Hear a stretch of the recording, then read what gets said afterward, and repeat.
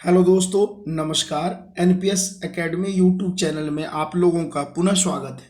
और आज मेरे प्यारे मित्रों, आज से हम लोग एक नए अध्याय की ओर बढ़ रहे हैं और वह हमारा है साप्ताहिक करंट अफेयर। तो हम लोग आज से पर वीक, ठीक है, हम लोग एक सप्ताह के पूरा का पूरा करंट अफेयर देखेंगे, क्योंकि एक लंबे अरसे से कई बच्चे जो है हमारे पास बार बार बता रहे थे कि कोई ऐसा करंट अफेयर बनाया जाए जो कि लिमिटेड दायरे में हो, ठीक है, लिमिटेड दायरे में हो और अच्छा हो, जो क्वेश्चन एग्जाम के दृष्टि से अति महत्वपूर्ण हो। क्योंकि कई बच्चे यह भी बता रहे थे कि भाई यूट्यूब पे एक दिन में 20 बन जाता है, 25 बन जाता है। तो इसी को ध्यान में रखते हुए दोस्तों, मैं आप लोगों के लिए आज से शुरू किया हूं साप्ताहिक करंट अफेयर। तो ये जो हमारा 1 से 7 सितंबर तक का है, उसके बाद फिर 2 से 3 दिन में आपके पास नेक्स्ट वीक का चला जाएगा, फिर नेक्स्ट वीक, तो ऐसे धीरे धीरे बढ़ेंगे दोस्तों। तो आप लोग को यदि वीडियो पसंद आएगा तो आप लोग दबा करके शेयर और लाइक करें और ज़्यादा से ज़्यादा बच्चे के पास शेयर करें, क्योंकि आने वाले समय में जितने भी हैं 2 से 3 महीने में मैक्सिमम सभी के सभी एग्जाम हो जाना है और करंट अफेयर अहम होता है, ये तो आप लोगों को भली भांति पता होगा। तो क्वेश्चन नंबर दोस्तों फर्स्ट की ओर हम लोग बढ़ते हैं। क्वेश्चन नंबर जो हमारा फर्स्ट है वह क्या कह रहा है, यह देखिए कि भारतीय इतिहास में पहली बार ऐसा हुआ है जब सुप्रीम कोर्ट में 3 महिला, ध्यान रखिएगा 3 महिला पहली बार एक साथ जज बनने का, जो अन्य जो जज होते हैं, जज बनने का मौका मिला है। इनमें से कौन एक शामिल नहीं है? तो इसका राइट आंसर दोस्तों क्या हो जाएगा? इनमें वंदना सोलंकी शामिल नहीं है। आपसे यह भी सवाल पूछा जाएगा कि वर्तमान समय में जो जज हैं, मेन जो सीजीआई हैं, मुख्य न्यायाधीश, वो कितने नंबर के हैं? तो आपके पास जवाब होगा वो 48 नंबर के हैं। कौन है भाई? तो आपके पास क्या जवाब होना चाहिए? एनवी। कौन है भाई? तो एनवी रमना है। इसके बाद दोस्तों यह भी सवाल पूछा जा सकता है आपसे कि हाल फिलहाल में सुप्रीम कोर्ट में अन्य मुख्य न्यायाधीश की नियुक्ति, कितने अन्य मुख्य न्यायाधीश की नियुक्ति हुई है? तो 9 अन्य मुख्य न्यायाधीश की नियुक्ति हुई है। यह भी सवाल दोस्तों यहां से बनेगा। कई सवाल मैं एक साथ क्लियर कर रहा हूं। यह भी सवाल पूछा जाएगा कि वर्तमान समय में सुप्रीम कोर्ट में कुल टोटल न्यायाधीश कितने हैं? तो 33 प्लस 1, 33 अन्य न्यायाधीश और एक मैं बताया हूं मुख्य न्यायाधीश है। यह भी पूछा जा सकता है दोस्तों आपसे सवाल कि अभी तक सुप्रीम कोर्ट में कुल टोटल, ध्यान रखिएगा, अभी तक सुप्रीम कोर्ट में कुल टोटल महिला जो है जज कितनी बनी है? तो अभी तक ध्यान रखिएगा दोस्तों 8 बनी है और पहली जो महिला जज थी उनका नाम था फातिमा बीबी। तो ऐसे सवाल ध्यान रखिएगा। और एक दोस्तों बहुत ही इंपॉर्टेंट और लाजवाब चीज मैं बता रहा हूं आप लोगों को, ये जो नागरत्ना जी हैं, चांसेस, यह एक अनुमान लगाया गया है, इन्हें 2027 में, ठीक है, भारत की महिला बनाया जाएगा, महिला मुख्य न्यायाधीश। तो यहां से सवाल यह भी पूछा जा सकता है कि किन्हें भारत में पहली मुख्य न्यायाधीश, अभी तक कोई भी मेन जज महिला नहीं बनी है, तो 2027 में चांसेस दोस्तों है कि नागरत्ना को भारत की पहली महिला मुख्य न्यायाधीश बनाया जाएगा। तो यह भी दोस्तों ध्यान रखें। सवाल नंबर सेकंड की ओर बढ़ते हैं। क्वेश्चन नंबर हमारा सेकंड है, देखिए क्या कहता है क्वेश्चन। यह माना जा रहा है कि 2027 में इनमें से किन्हें भारत की पहली महिला मुख्य न्यायाधीश बनने का श्रेय मिल सकता है? मैं जस्ट अभी आपको बताया हूं कि 2027 में चांसेस, यह अनुमान लगाया जा रहा है, अनुमान क्या, लगभग मान के चलो डन ही है, नागरत्ना को भारत की पहली महिला मुख्य न्यायाधीश, मेन जज बनाए जा सकते हैं। तो ये चीज आप थोड़ा सा ध्यान रखिएगा। नेक्स्ट आगे की ओर बढ़ते हैं, क्वेश्चन नंबर थर्ड की ओर दोस्तों बढ़ते हैं। क्वेश्चन नंबर हमारा थर्ड क्या है? हाल फिलहाल में किन्हें बीएसएफ का महानिदेशक बनाया गया है? तो आपके पास संजय अरोड़ा, पंकज कुमार, मुकेश चौरसिया, और उसके बाद दोस्तों यदि देखा जाए मुख्य रूप से तो इसके बाद सवाल यह पूछा गया है राकेश महंत। तो आपके पास जवाब क्या होना चाहिए कि मुख्य रूप से जो अभी जो बने हैं महानिदेशक वो कौन बने हैं? पंकज कुमार बने हैं। और यह भी दोस्तों आपको ध्यान रखना है, संजय अरोड़ा को हाल फिलहाल में आईटीबीपी का, किसका भाई? आईटीबीपी का, इंडो तिब्बत बॉर्डर पुलिस का महानिदेशक बनाया गया है। बीएसएफ का फुल फॉर्म आपको पता है, ये बॉर्डर सिक्योरिटी फोर्स। नेक्स्ट सवाल, सवाल नंबर दोस्तों फोर्थ की ओर बढ़ते हैं। फोर्थ सवाल है, अमेरिका के वर्ल्ड ट्रेड पर आतंकियों के द्वारा हमला कब किया गया था। ठीक है, यह भी दोस्तों सवाल है। देखिए कुछ ऐसे मैं सवाल इसमें बताऊंगा, कभी कभी पेपर में आप देखते होंगे कुछ ऐसे सवाल आ जाते हैं जो करंट अफेयर होता है लेकिन काफी पुराना। तो जो भी सवाल, जो भी करंट अफेयर में चर्चे में होंगे, चाहे वो पुराना आज से 50 वर्ष का सवाल क्यों ना हो, काफी पुराना, तो वो भी आज के डेट में देखते होंगे कुछ सवाल पूछ देते हैं, आप लोग को पता चलता है कि भाई 10 साल पुराना पूछ दिया। तो ऐसे सवाल होते हैं दोस्तों 10 साल पुराना, तो जो चर्चे में होंगे उसके बारे में मैं आपको करवा दूंगा। तो अमेरिका के वर्ल्ड ट्रेड पर आतंकियों के द्वारा हमला कब किया गया, तो दोस्तों इसका राइट आंसर क्या होगा, सन 2001 में अमेरिका के वर्ल्ड ट्रेड पर हमला किया गया था। नेक्स्ट सवाल, सवाल नंबर दोस्तों फिफ्थ की ओर बढ़ते हैं। हाल फिलहाल में क्रिकेट के सभी प्रारूप से एक व्यक्ति है जिनका नाम है स्ट्रेनगन ने संन्यास ले लिया, वो किस देश से दोस्तों संबंधित है, तो स्ट्रेनगन क्रिकेट खिलाड़ी हैं, पहले तो ये माइंड में रखना है। संन्यास ले लिया, ध्यान रखिएगा, सभी प्रारूप सभी क्षेत्रों से, वो रहने वाले कहाँ के हैं भाई, तो आपके पास यही राइट आंसर होना चाहिए कि रहने वाले कहाँ के हैं, साउथ अफ्रीका, दक्षिण अफ्रीका के। ठीक है, अब इनके बारे में यदि मुख्य रूप से यदि दोस्तों देखा जाए तो कुछ और भी हम लोग देख लेते हैं।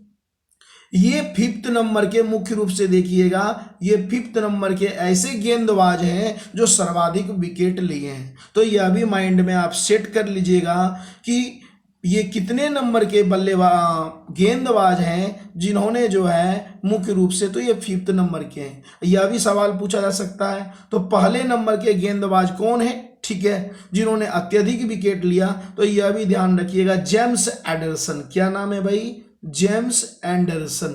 तो यह दो चीज आप याद रखिएगा। नेक्स्ट सवाल नंबर दोस्तों 6 की ओर बढ़ते हैं। 6 नंबर सवाल, देश की सबसे बड़ी या भारत की सबसे बड़ी बीमा कंपनी कौन सी है, तो आप लोगों को दोस्तों यह पता ही होगा कि देश की जो सबसे बड़ी बीमा कंपनी है वो कौन सी है भाई, तो LIC है। LIC के बारे में यह भी पूछा जा सकता है कि LIC की स्थापना किस वर्ष हुई, तो आपके पास जवाब क्या होना चाहिए, LIC की जो स्थापना दोस्तों हुई है वह 1956 ईस्वी में हुई है और यह देश की सबसे बड़ी बीमा कंपनी बन चुकी है। नेक्स्ट सवाल नंबर दोस्तों 7 की ओर बढ़ते हैं। 7 नंबर हमारा जो सवाल है वह कह रहा है कि देश का पहला स्मॉग टावर कहाँ बनाया गया है, किस क्षेत्र में। स्मॉग टावर दोस्तों, देश का पहला स्मॉग टावर दिल्ली में बनाया गया। इसका काम क्या होगा, ध्यान रखिएगा। तो आप लोग अक्सर जानते हैं कि अभी जिस तरह से सीजन चल रहा है, बड़े पैमाने पे पराली जलाए जाते हैं, और इससे दिल्ली ही नहीं, पूरे दिल्ली, हरियाणा, चंडीगढ़, पंजाब, पश्चिमी उत्तर प्रदेश, बड़े पैमाने पे यहाँ पॉल्यूशन की समस्या उत्पन्न हो जाती है। इस पॉल्यूशन को कंट्रोल करने के लिए स्मॉग टावर लगाए गए हैं। ये क्या करेंगे, स्मॉग जो पॉल्यूशन है इसको अपनी ओर खींचेंगे और फ्रेश हवा बाहर देंगे। तो ये ध्यान रखिएगा, यह कहाँ लगाया गया भाई, तो दिल्ली में लगाया गया। नेक्स्ट सवाल नंबर दोस्तों 8 की ओर बढ़ते। सवाल नंबर 8 बहुत ही इंपॉर्टेंट है। हाल फिलहाल में 125 रुपए का सिक्का किनके यादों में या किसके यादों में शुरू किया गया, तो यह भी क्वेश्चन ध्यान रखिएगा दोस्तों। 125 रुपए का जो सिक्का याद शुरू किया गया है वो किया गया है स्वामी प्रभुपाद के यादों में। ये ध्यान रखिएगा, ये मुख्य रूप से जो स्वामी प्रभुपादन है ये इस्कॉन के संस्थापक हैं। ठीक है, इस्कॉन दोस्तों बहुत बड़ी संस्था है और यह 125 रुपए के जो नोट जारी किया गया, ठीक है, तो यह किनके यादों में, स्वामी प्रभुपाद के यादों में। नेक्स्ट सवाल नंबर दोस्तों 9 की ओर बढ़ते हैं। 9 नंबर हमारा सवाल है, अटल पेंशन योजना किस आयु वर्ग के लोगों को शामिल है। मतलब अटल पेंशन योजना में कितने वर्ष से कितने वर्ष के उम्र के लोग इसमें इन्वॉल्व हैं। तो ऐसे दोस्तों काफ़ी डिफिकल्ट सवाल हो जाते हैं, तो ये आप ध्यान रखिएगा। इसका राइट आंसर क्या हो जाएगा, 18 से 40 वर्ष के जो लोग हैं इसमें इन्वॉल्व हैं। और इसका यह भी पूछा जा सकता है कि अटल पेंशन योजना में भाई फायदा किसको होने वाला है, तो ध्यान रखिएगा मुख्य रूप से जो असंगठित क्षेत्र हैं, जो काफ़ी गरीबी में जूझ रहे हैं, या छोटी छोटी जो संस्थाएं जो असंगठित क्षेत्र हैं, इसको आगे बढ़ाने के लिए भारत सरकार के द्वारा अटल पेंशन योजना शुरू किया गया। तो अगला सवाल यह भी पूछा जा सकता है कि अटल पेंशन योजना को शुरू कब किया गया। तो ध्यान रखिएगा दोस्तों, 9 जनवरी सन 2015 को अटल पेंशन योजना की शुरुआत हुई। ठीक है, सॉरी 9 जनवरी दोस्तों नहीं होगा, 9 मई कर लीजिएगा। ठीक है, 9 मई 2015 को अटल पेंशन योजना की शुरुआत हुई। क्वेश्चन नंबर दोस्तों 10 की ओर बढ़ते हैं। क्वेश्चन नंबर 10 है, किस विरासत स्थल को भारत सरकार के द्वारा बड़े पैमाने पर पुनर्निर्माण मतलब फिर से नए बनाने की योजना चल रही है। तो इसका राइट आंसर दोस्तों हो जाएगा जलियांवाला बाग। आपको पता है जलियांवाला बाग की घटना कहाँ हुई थी या कब हुई थी? तो 13 अप्रैल 1919 ईस्वी को आज के डेट में पंजाब में, आपको पता ही है अमृतसर के पास गोल्डन टेम्पल है, उसी के आसपास दोस्तों जलियांवाला बाग था, जिसमें जनरल डायर जो थे वो अंधाधुंध गोलियां चलाया, और इसी को जलियांवाला बाग हत्याकांड के नाम से भी हम लोग जानते हैं। तो पुनर्निर्माण भारत सरकार के द्वारा जलियांवाला बाग को किया जा रहा है। नेक्स्ट सवाल नंबर दोस्तों 11 की ओर बढ़ते हैं। आईसीसी कि हाल फिलहाल रैंकिंग में किस खिलाड़ी को प्रथम स्थान प्राप्त हुआ? तो आईसीसी का दोस्तों हाल फिलहाल आया है, एक सूची आया है, उसमें यह कहा गया है कि जो पहला स्थान मिला है, ये चीज आप ध्यान रखिएगा, जो पहला स्थान मिला है दोस्तों वह मिला है इंग्लैंड के जो कप्तान हैं जो रूट को मिला है, और दूसरे नंबर पे रोहित शर्मा हैं तथा तीसरे नंबर पे विराट कोहली हैं। तो यह भी थोड़ा सा आप ध्यान रखिएगा, विराट कोहली पहले नंबर पे थे लेकिन वो फिसल करके तीसरे स्थान पे पहुंच चुके हैं। ठीक है दोस्तों, नेक्स्ट सवाल नंबर 12 की ओर बढ़ते हैं। मेजर ध्यानचंद स्टेडियम स्थित है। तो मेजर दोस्तों ध्यानचंद स्टेडियम कहाँ स्थित है? दिल्ली में है। इन्हें क्या कहा जाता है भाई? कभी कभी यह भी दे देता है कि हॉकी का जादूगर किसे कहा जाता है? तो हॉकी का जादूगर दोस्तों मेजर ध्यानचंद को ही कहा जाता है। और भारत का राष्ट्रीय जो खेल भी है वह भी दोस्तों क्या है भाई? तो राष्ट्रीय खेल भी क्या है? हॉकी ही है। नेक्स्ट सवाल नंबर 13 की ओर दोस्तों बढ़ते हैं। 13 नंबर सवाल है, जापान के 2 क्षेत्र हैं, एक हिरोशिमा है और दूसरा नागासाकी है। कह रहा है जापान के हिरोशिमा और नागासाकी जैसे क्षेत्रों पर एटम बम परमाणु बम कब गिराया गया था? ठीक है, ऐसे सवाल देते रहते हैं, खास करके हरियाणा में मैं कई बार देखा हूं ऐसे सवाल। तो दोस्तों इसका यदि ध्यान रूप से यदि देखा जाए तो हिरोशिमा नागासाकी पे सेकेंड वर्ल्ड वॉर के दौरान सन 1945 में बम गिराया गया था, एटम बम गिराया गया था अमेरिका के द्वारा, और द्वितीय विश्व युद्ध की समाप्ति भी यहीं हुई थी। तो इसका राइट आंसर दोस्तों हो जाएगा 6 अगस्त और 9 अगस्त। 6 अगस्त हिरोशिमा और 9 अगस्त को क्या हो गया भाई? तो नागासाकी। ठीक है, तो यह भी आप ध्यान रखिएगा। और कभी कभी यह भी पूछ देगा कि ये जो बम गिराया गया था इसका कोडवर्ड नाम, कोडेड जो नाम था इसका, एक का नाम था, ठीक है, एक का नाम था फैटी बॉय था। ठीक है, तो ये चीज आप थोड़ा सा ध्यान रखिएगा। नेक्स्ट सवाल नंबर 14 की ओर दोस्तों बढ़ते हैं। 14 नंबर हमारा सवाल है, अंतरिम सरकार में सभी शक्तियों किसमें समाहित, या सभी शक्तियां? जब अंतरिम सरकार का दोस्तों गठन हो रहा था 1946 में, तो यही कह रहा है कि सभी शक्तियां किसमें समाहित थी? तो आपके पास जवाब होना चाहिए, अंतरिम सरकार में सभी जो शक्तियां थी वह अंग्रेजों के पास समाहित थी। कहने का मतलब वायसराय के पास समाहित थी। और उस समय दोस्तों वायसराय कौन था? Lord Mountbatten. ध्यान रखिएगा, क्या भाई? Lord Mountbatten. तो यह भी आप ध्यान रखेंगे। नेक्स्ट सभी क्वेश्चन दोस्तों बहुत ही अनिवार्य हैं, क्योंकि मैं खुद जो है ना बड़े अच्छे तरीके से छांटा हूँ न्यूज़पेपर से। कोशिश यही रहे आप लोग ज़्यादा से ज़्यादा बच्चे को जोड़ने की इसमें कोशिश करते रहें। नेक्स्ट सवाल दोस्तों, सवाल नंबर 15 है हमारा, चाबाहार बंदरगाह स्थित है। ये भी दोस्तों बहुत ही जबरदस्त सवाल है। तो चाबाहार जो बंदरगाह दोस्तों स्थित है वह कहाँ है भाई? तो ईरान में है। यह चीज़ ध्यान रखिएगा। बड़े पैमाने पे भारत सरकार के द्वारा इस बंदरगाह को डेवलपमेंट करने के लिए काफ़ी रुपए भी खर्च किए गए थे। तो हाल फिलहाल में काफ़ी चर्चे में दोस्तों यह रहा है। और हाल फिलहाल का क्वेश्चन अभी हरियाणा सिविल की बात करें, 12 तारीख के आसपास जो हरियाणा सिविल का पेपर हुआ था, तो आप उसमें देखिएगा, उसमें यहाँ से पूछा गया है चाबाहार बंदरगाह से संबंधित क्वेश्चन। नेक्स्ट क्वेश्चन नंबर दोस्तों 16 की ओर बढ़ते हैं। 16 नंबर क्वेश्चन हमारा है, भारत सरकार के द्वारा कब से कब तक शिक्षक पर्व, ध्यान रखिएगा, टीचर्स डे के यादों में शिक्षक पर्व मनाने की घोषणा की गई। तो सबसे पहले यह ध्यान रखना है भाई, टीचर्स डे कब मनाया जाता है?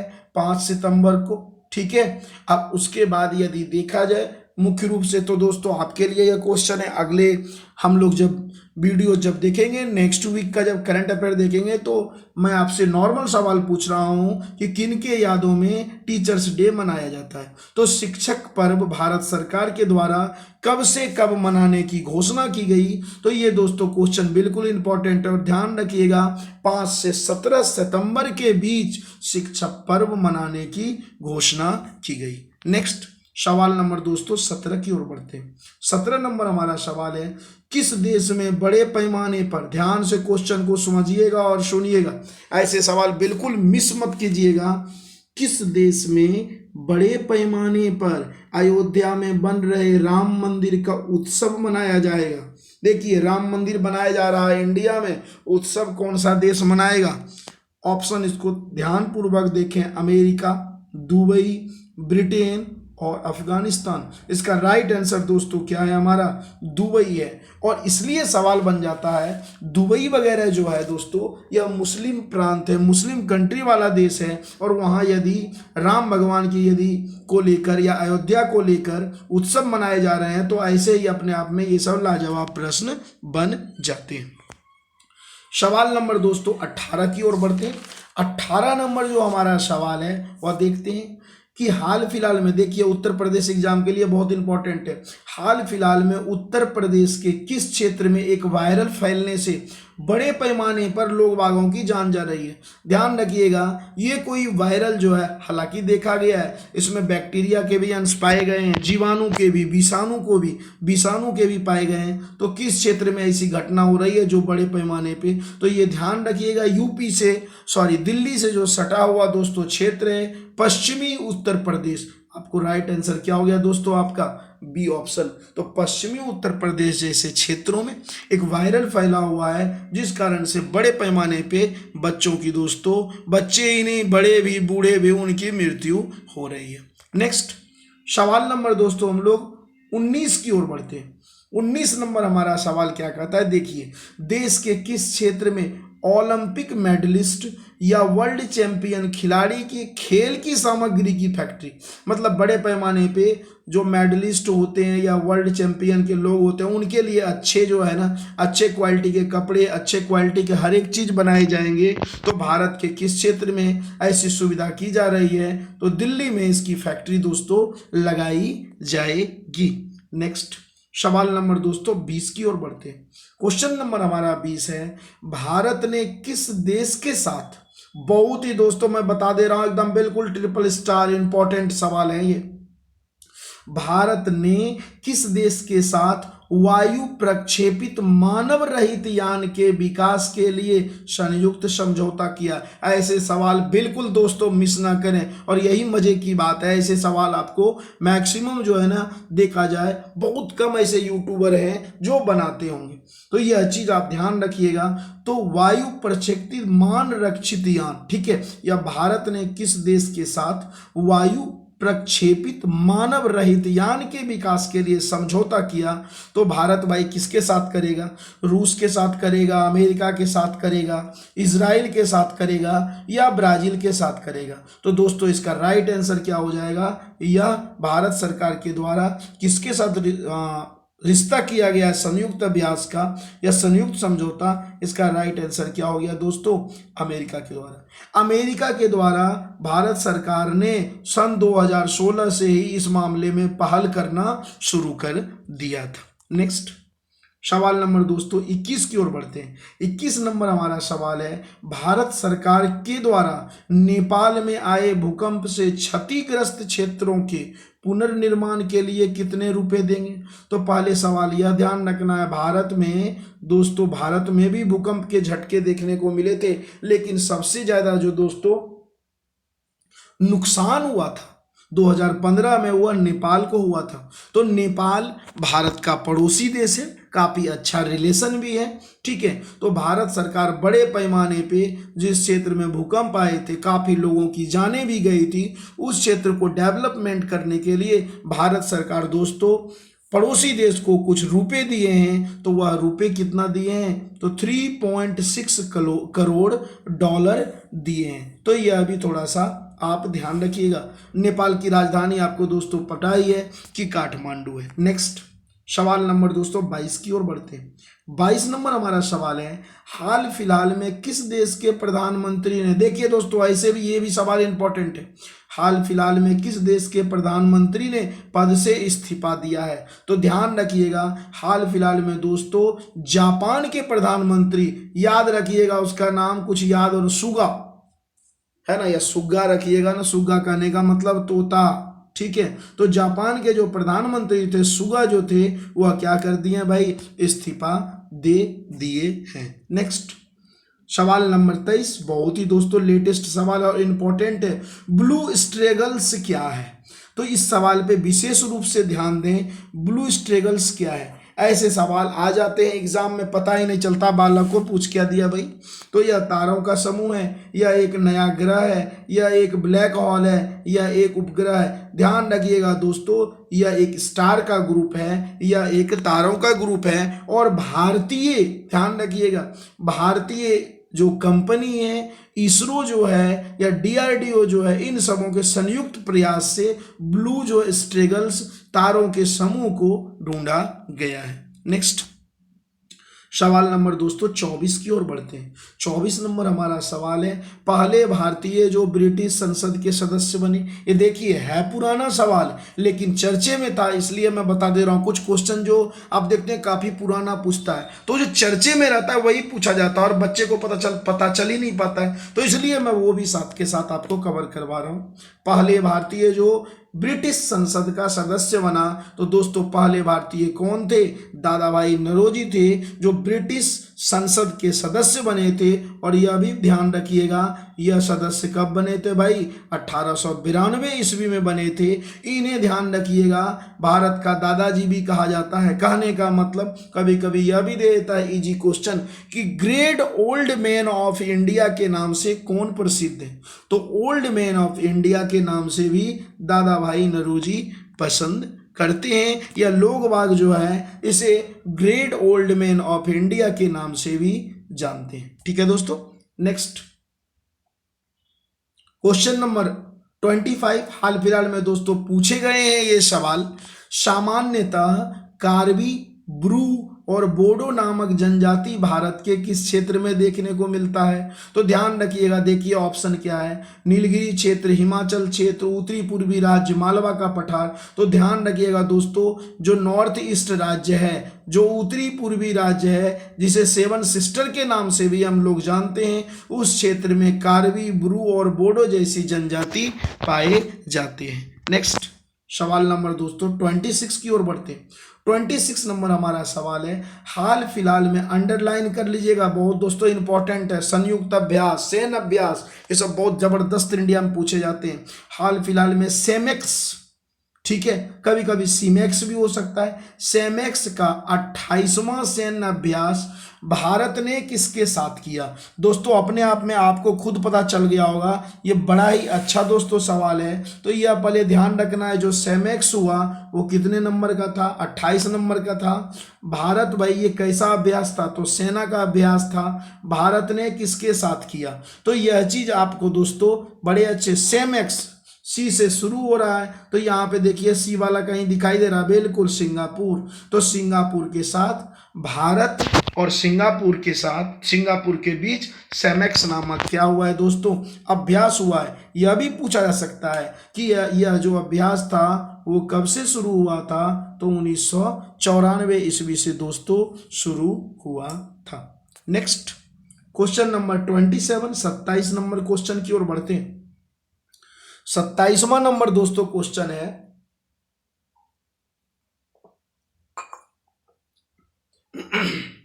सत्ताईसवां नंबर क्वेश्चन है, भारत के किस क्षेत्र में निपाह नामक वायरस, देखिए ये काफी चर्चा का विषय रहता है, प्रत्येक ईयर प्रॉब्लम पहुंचाता है।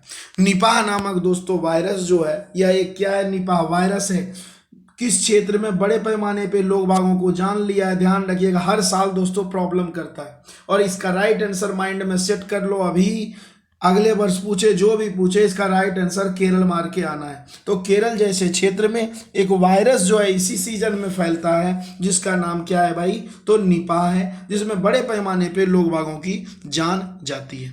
नेक्स्ट सवाल नंबर 28 दोस्तों, क्वेश्चन नंबर 28 की ओर बढ़ते हैं कि 2021 का पैरा ओलंपिक जो खेल हुआ था वो कहाँ हुआ था? तो ध्यान रखिएगा, जहां ओलंपिक हुआ था वहीं पैरा ओलंपिक हुआ है।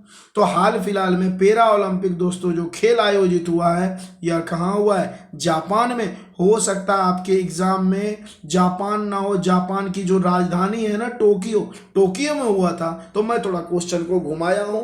तो यह जो हुआ था पैरा ओलंपिक खेल हाल फिलहाल में, यह जापान जैसे क्षेत्रों में, यह जापान की राजधानी टोक्यो में आयोजित किया गया था। नेक्स्ट सवाल नंबर दोस्तों 29 की ओर बढ़ते हैं। 29 नंबर सवाल, पैरा ओलंपिक खेल कब से कब तक चला?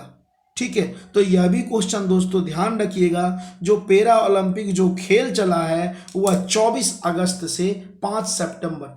कोई आपको ऑप्शन बिल्कुल दिखाई दे दिया भाई, 24 अगस्त से 5 सितंबर। तो इसका दोस्तों राइट आंसर क्या हो जाएगा? राइट आंसर सी हो जाएगा। नेक्स्ट सवाल नंबर दोस्तों 30 की ओर बढ़ते।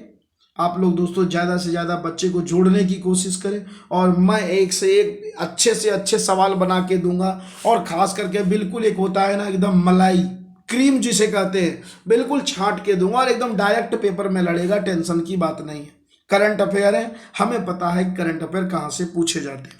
अगला सवाल है दोस्तों, पैरा ओलंपिक खेल में सबसे ज़्यादा मेडल किस देश ने प्राप्त किया? ठीक है, तो यह भी दोस्तों ध्यान रखिएगा, सबसे ज्यादा जो मेडल जो प्राप्त किया है, इस बार जो मेडल प्राप्त करने वाले हैं सबसे ज्यादा वो चाइना ने प्राप्त किया है। यह भी पूछा जा सकता है कि चाइना ने टोटल मेडल कितने प्राप्त किए हैं? तो 207 मेडल प्राप्त किए। इसके बाद यदि पूछा जाए कि चीन के बाद, भाई चीन तो पहले नंबर पे हो गया, दूसरे नंबर पे कौन है भाई? तो दूसरे नंबर पे, या दोस्तों ध्यान रखिएगा, दूसरे नंबर पे ब्रिटेन है, सेकंड नंबर पे ब्रिटेन, और तीसरे नंबर पे अमेरिका है। तो यह चीज आप यहाँ पे थोड़ा अच्छे तरीके से दोस्तों ध्यान रखिएगा। नेक्स्ट सवाल नंबर 31 की ओर बढ़ते हैं। पैरा ओलंपिक खेल में भारत का स्थान कितना रहा? तो देखिए यह अपने आप में सवाल अच्छा है क्योंकि इंडिया से रिलेटेड है। तो पैरा ओलंपिक खेल में दोस्तों भारत का स्थान कितने नंबर का रहा? 24 नंबर का रहा है। ठीक है, और कुल टोटल भारत ने कितने मेडल जीते हैं? टोटल दोस्तों मेडल की संख्या कितनी है? 19 है। इसके बाद यह भी पूछा, टोटल मेडल तो 19 हो गया, उसके बाद यह पूछा जा सकता है कि कितने गोल्ड मेडल जीते हैं भारत ने। तो ध्यान रखिएगा दोस्तों, गोल्ड मेडल की जो भारत में जो संख्या है वो कितनी है भाई? 5 है। उसके बाद पूछा जाए सिल्वर मेडल की यदि बात करें तो सिल्वर मेडल की संख्या दोस्तों 8 है। बचा 8 5 13, बचा कितना भाई? 6। तो 6 हो गया ब्रॉन्ज मेडल जिसे कांस्य पदक भी कहते हैं। तो हो गया 5 गोल्ड है ना, सिल्वर 8 और जो ब्रॉन्ज मेडल है वो अच्छे। टोटल कितना हो गया दोस्तों? 19 हो गए। तो यह भी क्वेश्चन आप थोड़ा सा ध्यान में रखिएगा। एक और चीज मैं बता दूं, यदि कभी सवाल यह पूछे कि सबसे आखिरी रैंकिंग किसकी रही, तो ध्यान रखिएगा दोस्तों, आखिरी रैंकिंग जो था वो 78 नंबर का था। लेकिन आप यदि देखा जाए तो आखिरी रैंकिंग में मैक्सिमम कम से कम 9 ऐसे देश हैं जिनको मेडल जो है समान रूप से मिला है। इसलिए कोई आखिरी देश नहीं है। लेकिन पेपर में यदि आ जाता है तो जनरली आप ये ध्यान रखिएगा, तो जनरली मुख्य रूप से यदि देखा जाए तो पूछ देगा सवाल तो सूडान मार दीजिएगा, लेकिन इतने सवाल नहीं आएंगे इतने डीप, लेकिन फिर भी आप ध्यान रखिएगा। अच्छा, एक और चीज सवाल पूछा जा सकता है कि भारत भाई 24वें नंबर पे रहा, ठीक है, तो 23वें नंबर पे कौन था और 25वें नंबर पे कौन था। तो 23वें नंबर की यदि दोस्तों हम लोग यदि बात करते हैं, ठीक है, तो 23वें नंबर पे मुख्य रूप से यदि देखा जाए तो अजरबैजान था। 23वें नंबर पे कौन था भाई, 23 नंबर पे अजरबैजान। और 25वें नंबर पे कौन था, तो दोनों आसपास ध्यान रखिएगा, 23 24 25। 25वें नंबर पे दोस्तों कौन था, तो थाईलैंड था। तो ये दोनों के दोनों आप थोड़ा सा ध्यान रखिएगा। नेक्स्ट सवाल नंबर 32 की ओर बढ़ते हैं दोस्तों।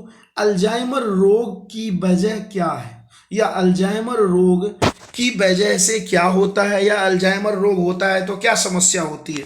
तो ध्यान रखिएगा, अल्जाइमर रोग दोस्तों क्या चीज में कमी लाता है भाई, तो यादाश्त में कमी लाता है। तो यह भी ध्यान रखिएगा। और यह भी पूछा जाता है कि यादाश्त में कमी आता है, इसमें प्रमुख कारण क्या है। तो प्रमुख कारण एक और रोग इसमें लगता है जिसका नाम है डिमेंशिया। तो ऐसे भी सवाल दे देगा, डिमेंशिया की वजह से क्या होता है, तो डिमेंशिया रोग की वजह से भी हमारे यादाश्त में क्या आती है दोस्तों, कमी आ जाती है। नेक्स्ट सवाल नंबर 33 की ओर दोस्तों बढ़ते हैं। सवाल नंबर हमारा 33 बहुत ही इंपॉर्टेंट और लाजवाब सवाल है, बहुत ही कम बच्चों के पास इसका आंसर होगा। कोरोना को मात देने के लिए विश्व का पहला डीएनए आधारित वैक्सीन, ध्यान रखिएगा, जो वैक्सीन जनरली बनते हैं वो बनते हैं आरएनए आधारित, लेकिन सवाल क्या पूछा गया है, विश्व का पहला डीएनए आधारित वैक्सीन किस देश के द्वारा बनाया गया। तो ये दोस्तों बहुत ही खुशी की बात है, ठीक है, यह जो बनाया गया डीएनए आधारित वह अपने द्वारा बनाया गया, अपने द्वारा मतलब भारत के द्वारा बनाया गया। और इस वैक्सीन का दोस्तों आपको पता ही है, यह वैक्सीन छोटे बच्चों को लगाए जाएंगे। छोटे बच्चों को लगाने वाले जो वैक्सीन है जिसका नाम क्या है, जाइडस कैंडिला, ध्यान रखिएगा। या तो हो सकता है यह ऑप्शन दे दे जाइडस कैंडिला, कैंडिला से याद रखिएगा, या तो हो सकता है शॉर्ट में आपको दे दे जाइकोव डी, यह भी ध्यान रखिएगा, जाइकोव डी। तो ये दोनों चीज, तो भारत पहला विश्व का ऐसा देश है जो डीएनए आधारित बना दिया और ये छोटे बच्चे को लगाए जाएंगे। स्टार्टिंग में यह माना गया है जो 9वीं से 12वीं के जो छात्र स्टूडेंट हैं पहले उसको, और धीरे धीरे इसी का डोज उसी अनुसार दे दिया जाएगा। इस दोस्तों वीक का मुख्य रूप से 1 से 7 सितंबर का अंतिम प्रश्न, और आप लोग ज्यादा से ज्यादा बच्चे को जोड़ने की कोशिश करें। इसरो के अध्यक्ष कौन है, तो इसरो के अध्यक्ष, आपको इतना इजी सवाल पूछा गया भाई, तो इसरो के अध्यक्ष कौन हो जाएंगे, के सिवन हो जाएंगे। इसरो का दोस्तों फुल फॉर्म क्या होता है, इंडियन स्पेस रिसर्च ऑर्गेनाइजेशन। तो नमस्कार दोस्तों, है ना, फिर हम लोग मिलते हैं और बिल्कुल लाजवाब प्रश्न लेके आएंगे, और आप लोग ज़्यादा से ज़्यादा दोस्तों बच्चे को जोड़ने की कोशिश करें। जय हिंद, ओके दोस्तों, टेक केयर, बाय।